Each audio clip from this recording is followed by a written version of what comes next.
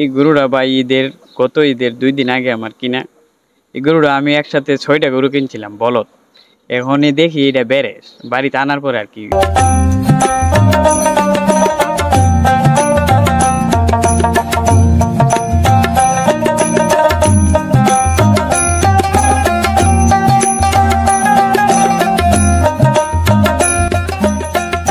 আসসালামু আলাইকুম। সুপ্রিয় দর্শক, কথা বলছিলাম ব্রাহ্মণবাড়িয়া জেলার ব্রাহ্মণবাড়িয়া সদর উপজেলার অন্তর্গত বাসুদেব ইউনিয়নের শ্যামনগর গ্রাম থেকে। আর আপনাদেরকে বলে রাখি, শ্যামনগর গ্রামটি হচ্ছে আখাউড়া বড়বাজার সংলগ্ন।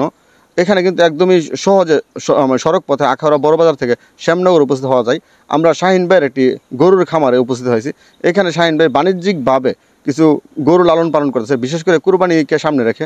তো আমরা শাহিন ভাইয়ের গরুর খামার থেকে গরুর সার্বিক বিষয়টা নিয়ে আপনাদের সামনে কথা বলবো। পুরো ভিডিও জুড়ে আপনারা আমাদের সাথে থাকবেন। আর যারা না বিশেষ করে আমাদের চ্যানেলটা সাবস্ক্রাইব করেননি, আমাদের চ্যানেলটা সাবস্ক্রাইব করবেন। যারা আমাদের পেজে ভিডিওটা দেখবেন, আমাদের পেজটাতে ফলো দিবেন। চলুন আপনাদেরকে সরাসরি নিয়ে যায় শাহিন ভাইয়ের কাছে, আর শাহিন ভাইয়ের সাথে কথা বলে ওনার গরুর খামারের সার্বিক বিষয়টা আপনাদের মাঝে তুলে ধরি। আসসালামু আলাইকুম শাহিন ভাই। ওয়ালাইকুম আসসালাম। ভালো আছেন আপনি? জি ভাই, আলহামদুলিল্লাহ। আপনি ভালো আছেন? জি আচ্ছা, আলহামদুলিল্লাহ। আমরা আপনার গরুর খামারে আসছি। তো এটা হচ্ছে ব্রাহ্মণবাড়িয়া সদর থানার অন্তর্গত, একদমই বাসুদেব ইউনিয়ন, এবং পাশে হচ্ছে আখাউড়া বড় বাজার। জি আচ্ছা, আমরা তো আপনার খামার আসছি ইতিমধ্যে। তো আপনার খামারে কুরবানিকে সামনে রেখে কয়টা গরু মোটা তাজাকরণ করছেন? আমার ভাই 24টা গরু আছে, 2টা বলদ আর 22টা আছে বেরেস গরু। সবই মোটা তাজার। এই ঈদে সেল করুম ইনশাল্লাহ। আচ্ছা, এই যে 24টা গরু আছে আপনার কুরবানিতে সেল করার জন্য, 24টা তো কুরবানিতে সেল করবেন। এগুলোকে খাবার দাবার কি কি দিতেছেন? খাবার দাবার আমাদের পর্যাপ্ত পরিমাণে ঘাস আছে, কাঁচা ঘাস, খড় আছে, আর আপনার বসি বুটের চুকলা, আর আমাদের নিজস্ব ধানের কুড়া আছে। এগুলি আমরা খাওয়াচ্ছি আর কি। খৈল আছে সাথে, রাব। আপনার পাশে তো বিল, এখানে তো প্রচুর পরিমাণে সবুজ ঘাস আছে। সবুজ ঘাস খাবার দিতে পারেন? জি, আমাদের 4-5খানি হাতে আপনার ঘাস করছি, ধানের জমিনে আর কি ঘাস করছি। আমাদের তো বিল জায়গা, এখানে আপনার বেশি পানি হয়ে যায়, এখানে আমরা অন্য ঘাস চাষ করতে পারি না। আমাদের যে ঘাস হয় আমাদের এলাকায়, এই ঘাসই আমরা করতেছি, এই ঘাসই আমরা খাওয়াচ্ছি। আচ্ছা, আপনার দানাদার খাবারের মধ্যে কি কি দিচ্ছেন? দানাদার খাবার তো ভাই এখন দাম বেশি, এখন আমরা বসি, বুটের চুকলা, খৈল, রাব, এগুলি আমরা ব্যবহার করতেছি।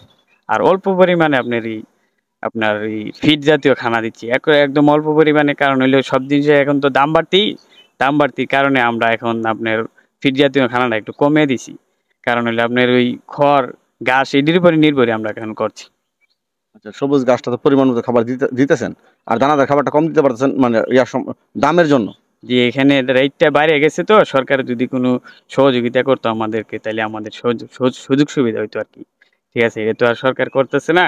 এখন সব জিনিসের দাম বাড়তির কারণে, এই কারণে আমরা এখন দানাদার খাবারটা একটু কম দিচ্ছি, ঘাসটা আর খড়টা একটু বাড়িয়ে দিচ্ছি। আচ্ছা, কুরবানিতে আপনার যে 24টা গরু বিক্রি করবেন, আনুমানিক কত টাকা বিক্রি হতে পারে? আনুমানিক এখন ভাগ্যে কি আছে বলা যাবে না। ঠিক আছে, আর কোনো ভাই যদি আমার এখান থেকে গরু নিতে চায়, ঠিক আছে, তাহলে আমার এখানে আসবে সরজমিনে। স্ক্রিনে নাম্বারটা দেবো, আপনার খামারের মোবাইল নাম্বারটা আমরা স্ক্রিনে দেবো। হয়তো আপনার সাথে যারা না কিনতে চাইবে যোগাযোগ করতে পারবে সরাসরি। তো আনুমানিক আমরা যদি জানতে চাই, 24টা গরু আছে আপনার কুরবানিকে সামনে রেখে আপনি লালন পালন করতেছেন বিক্রি করার জন্য, 24টা গরু কত টাকা বিক্রি হতে পারে আনুমানিক? এখন আনুমানিক অ্যাকচুয়ালি আমার যে ইনভেস্ট করা আছে এর বেশি ওই আমার টার্গেট বেচার। এখন প্রতি বছর তো আর একরকম যায় না, এক সময় খারাপ যায়, এক সময় ভালো যায়। এবছর আশা আমরা করছি যে ভালো যাবে। ঠিক আছে, এখন আমাদের কি আছে ভাগ্যে এটা তো আর বলা যাচ্ছে না। ঠিক আছে, এখন ভাগ্যে কি আছে এটা বাজারে বোঝা যাবে, এখন কিছু বলা যাবে না সরাসরি। আপনি কি প্রতি বছর কুরবানিকে সামনে রেখে গরু লালন পালন করেন? জি, আমি 4 বছর ধরে গরু লালন পালন করছি। এই বছর একটু বেশি, অন্য বছর 10টা 12টা 15টা থাকে, এই বছর বেশি করে করছি। ঠিক আছে, এই বছর বেশি করার কারণ আমার চিন্তা ভাবনা আছে, আমি এই সেক্টরে অনেক আগে যেতে চাই, আর এই সেক্টরে আমি অনেক বড় করে করতে চাই। আমার চিন্তা ভাবনা আছে আর কি।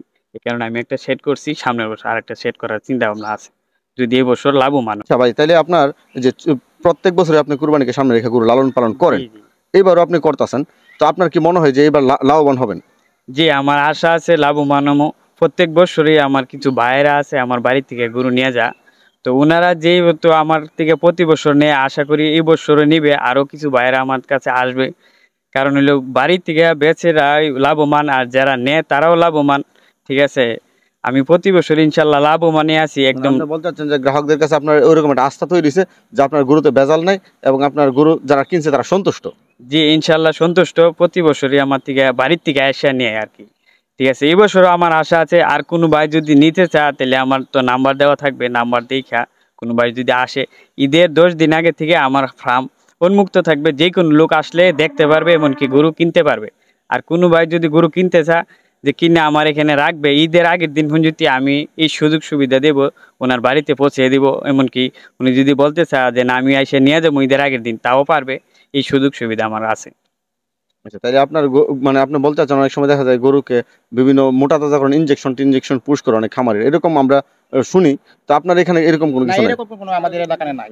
না, এরকম কোনো আমাদের হয় না। এইখানে এরকম কিছু নাই। কারণ হইলো আমরা দীর্ঘদিন গরু পালি। আমাদের এখানে যা গরু দেখতেছেন এটি আমাদের গত কোরবানির আগে কিনা।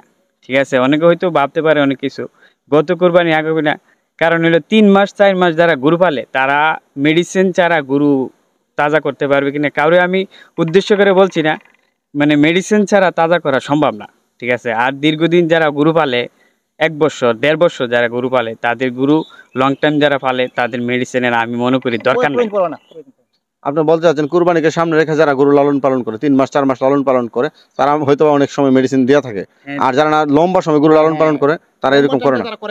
না, লম্বা টাইম যারা, আমি মনে করি আমার কাছে এটা মনে হয়েছে যে লং টাইম যারা ইয়া করে গরু পালন করে তাদের মেডিসিনের কোনো দরকার নাই। ঠিক আছে, খানা খাদ্য আর সুস্থ গরু যারা নির্বাচন করতে পারবে তাদের গরু ইনশাল্লাহ এমনি ভাবে আমার হইতেছে।